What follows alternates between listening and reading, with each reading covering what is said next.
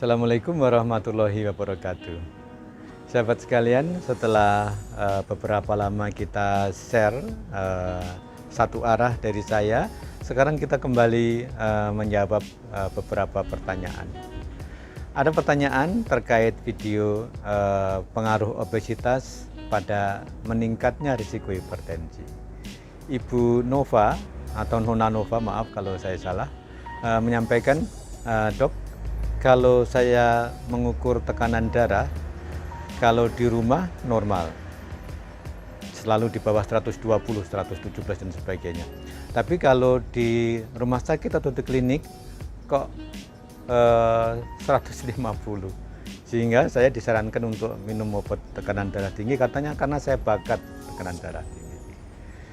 Ya, jadi Ibu Nova dan sejawat yang lain, terus terang keluhan seperti itu sering saya dapati.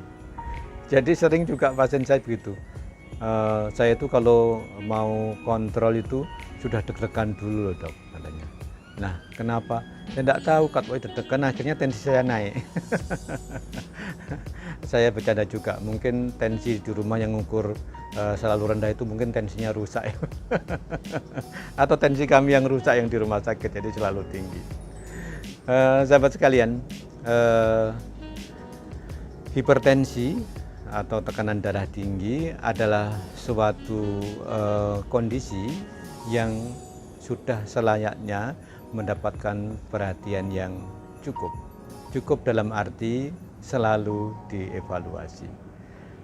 Baru 3 hari yang lalu, saudara saya sendiri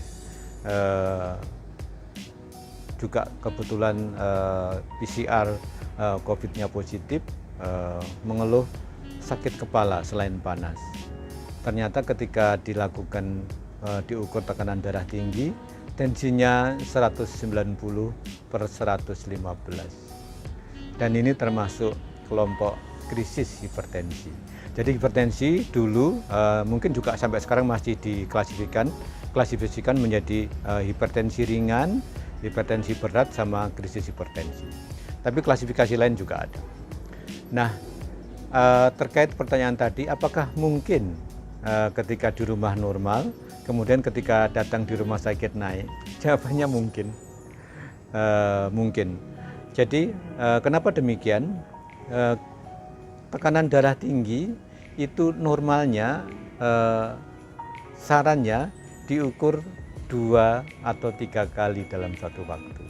Baru di rata-rata, baru diambil nilainya. Artinya diukur sekali, kemudian selang beberapa menit diukur lagi, kemudian diukur lagi, baru diambil rata-ratanya. Kenapa? Karena tekanan darah tinggi itu memang bisa sesaat dipengaruhi kondisi seseorang. Misalnya habis aktivitas, atau mungkin habis makan cukup banyak, atau habis naik tangga, atau tadi mau ketemu dokternya deg-degan dan sebagainya, itu memang sesaat bisa menaikkan tensi. Kemudian ketika di rumah resting, istirahat, nyantai, bisa aja memang tekanan darahnya menjadi lebih rendah, karena mungkin juga nadinya menjadi lebih rendah dan sebagainya. Namun demikian, yang seperti itu tidak banyak.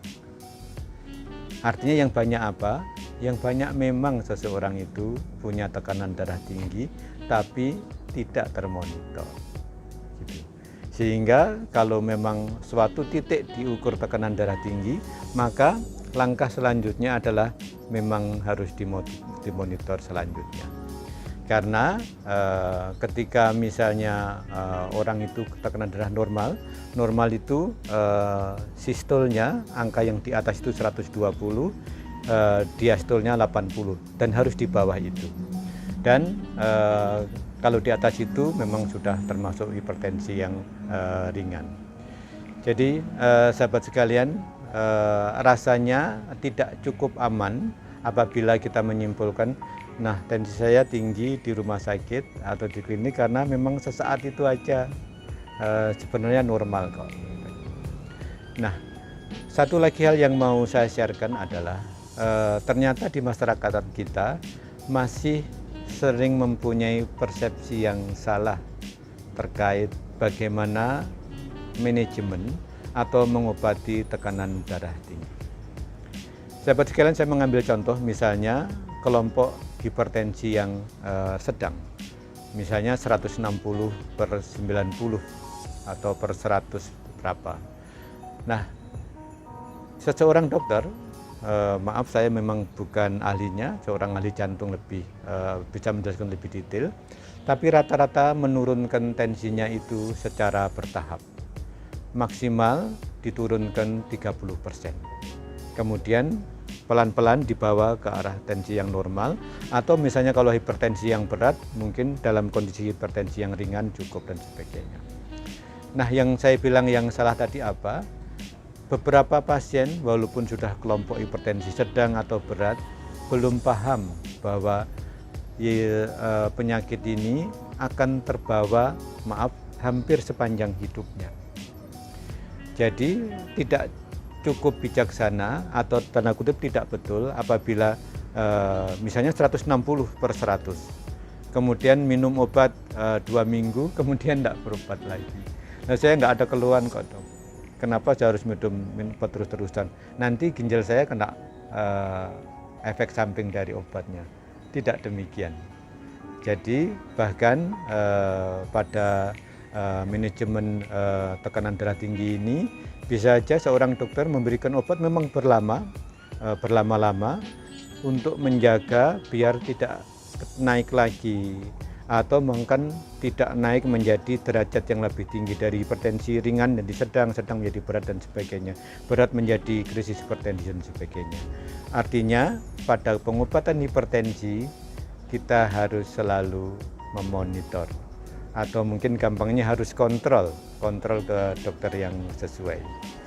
Jadi demikian sahabat, diskusi singkat, diskusi ringan terkait apakah saya deg-degan begitu tensi saya naik, sama bagaimana kita sikap kita yang baik, pemahaman kita yang baik apabila memang ada hipertensi di dalam masalah kesehatan kita. Jadi demikian, silakan ajukan pertanyaan atau pengalaman, akan kita bahas pada sesi ASMI Tanya Dr. Yan.